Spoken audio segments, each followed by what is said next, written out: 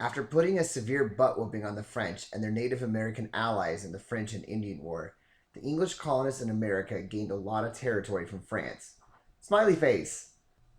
But the war was expensive, and Parliament, the group of people that make the laws in England, decided that the American colonists needed to pay for their fair share of the war. And so, Parliament stopped ignoring the colonies and started making new laws and new taxes for the American colonists. Sad face. The first law that Parliament forced on the colonists was the Proclamation of 1763. It made it illegal for colonists to move west of the Appalachian Mountains because the British government said it would be too expensive to protect colonists from Indian attacks out there. The next thing Parliament did to save money was the Quartering Act. The Quartering Act forced colonists to take British soldiers into their homes, feed them, and give them a place to stay. Then came the taxes. The first tax was called the Sugar Act. It put a tax on, you guessed it, sugar. That means it was more expensive to make pie. You can mess with my barn, you can mess with my cat, you can mess with my Nintendo 64, but do not mess with my pie. The next tax is one of the most hated of all, the Stamp Act.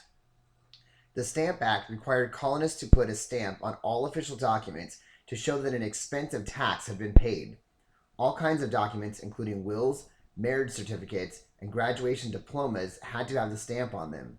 Many people couldn't afford to graduate from school because their families couldn't afford the stamp.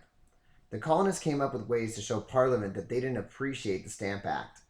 Several colonists made a group called the Sons of Liberty to oppose the new British taxes. One of the things that the Sons of Liberty did was organize boycotts.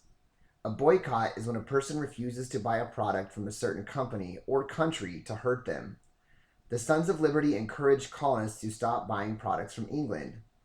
They also attacked British tax collectors by beating them up and then covering them in hot tar and feathers.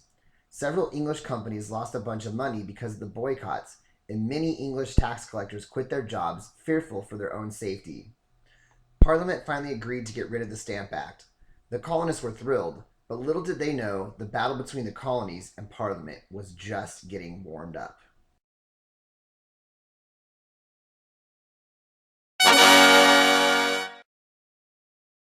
Next time. The colonists celebrated when they got rid of the Stamp Act, but how will they react when Parliament puts a tax on not just documents, but several common household items? Find out next week on History Fits.